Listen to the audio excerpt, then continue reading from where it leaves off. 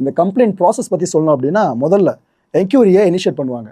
என்னென்னா இந்த கமிட்டி இருக்குல்ல ஃபேர்மில், அவங்க இந்த கம்ப்ளைண்ட்டை ரிசீவ் பண்ண அடுத்த 7 நாட்களுக்குள்ளேயே என்கொயரியை ஆரம்பிச்சிடணும். ரெண்டாவது கான்ஃபிடென்ஷியாலிட்டி. இது என்னென்னா இந்த ஒரு விவகாரம் சம்மந்தப்பட்டவங்க பேர் எதுவுமே வெளியே வந்துடக்கூடாது. இதை அவங்க பொத்தி பாதுகாக்கணும். இந்த போக்சோ ஆக்ட்லாம் பார்த்துருக்கீங்களா, அது சார்ந்த வழக்கில் எந்த அளவுக்கு ஸ்திரமாக இருப்பாங்க, விஷயம் வெளியே வராமல் அந்தளவு ஃபுல்லாக இவங்க இதில் கொண்டு போகணும். மூணாவது டைம் ஃப்ரேமு. இந்த கமிட்டி பார்த்தீங்கன்னா அதிகபட்சம் 90 நாட்களுக்குள்ளே எல்லாத்தையும் விசாரித்து முடிச்சிடணும். அதுக்கு மேலே டைம் எடுத்துக்கூடாது. 4வது ஸ்டெப்பு தான் இன்டீரியம் ரிலீஃபு. இது என்னன்னாக்கா இந்த பாதிக்கப்பட்டவங்க இருக்காங்களே, புகார் கொடுத்தவங்க, இவங்களுக்கு டெம்பரவரியாக ட்ரான்ஸ்ஃபர் கொடுக்கலாம், லீவு கொடுக்கலாம். அவங்க ஏதாவது கேட்குறாங்கன்னா அதை நீங்கள் பண்ணி கொடுக்கணும். இதில் அல்டிமேட்டாக ஃபைனல் ரிப்போர்ட்டு எல்லாத்தையும் விசாரிச்சாச்சுப்பா, இதுக்கப்புறம் இந்த ரிப்போர்ட்டை நீங்கள் எங்கே கொடுக்கணும், எம்ப்ளாயர்கிட்ட கொடுக்கணும். எம்ப்ளாயி சம்மந்தப்பட்ட விஷயம், முதலாளி எம்ப்ளாயர் இருக்காங்களே, அங்கே நீங்கள் இந்த மேட்டரை சப்மிட் பண்ணணும் ரிப்போர்ட்டாக.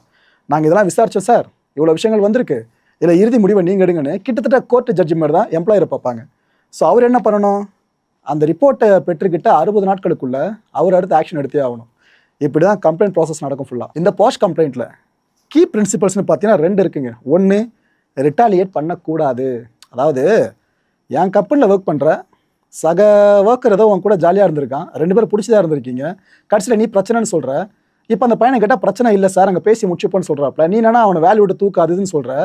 நான் எப்படிமா இதை பண்ண முடியும், ஓ மேலே தப்பு இருக்குல்ல, ஓ மேலே தப்பு இருக்கலாம், ஓ மேலே ஆக்ஷன் எடுக்கிறேன்ட்டு முன்ன கம்ப்ளைண்ட் கொடுக்க விடாமல் தடுக்கிறதுக்காக என்னால் பண்ண முடியும்னு த்ரெட்லாம் பண்ணக்கூடாது.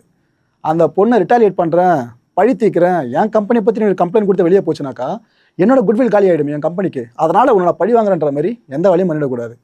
2வது விஷயம் நேச்சுரல் ஜஸ்டிஸ். அதாவது இந்த கமிட்டி இருக்குல்ல, இவங்க இந்த புகாரை கொடுக்குறாங்களே அவங்க பக்கமும் நிற்கணும், முக்கியமாக நிற்கணும். யார் மேலே குற்றம் சாட்டப்பட்டிருக்கு அவங்க பக்கம் இருக்க நியாயத்தையும் கேட்கணும்.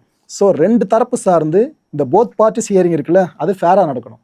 இதில் இந்த குற்றச்சாட்டை சுமத்தின பொண்ணு நம்மளுக்கு ரொம்ப தெரிஞ்சவங்கப்பா, அதனால் அவன் கண்டிப்பாக பண்ணியிருப்பான் அப்படின்ற கண்ணோட்டத்தில் வந்துடக்கூடாது.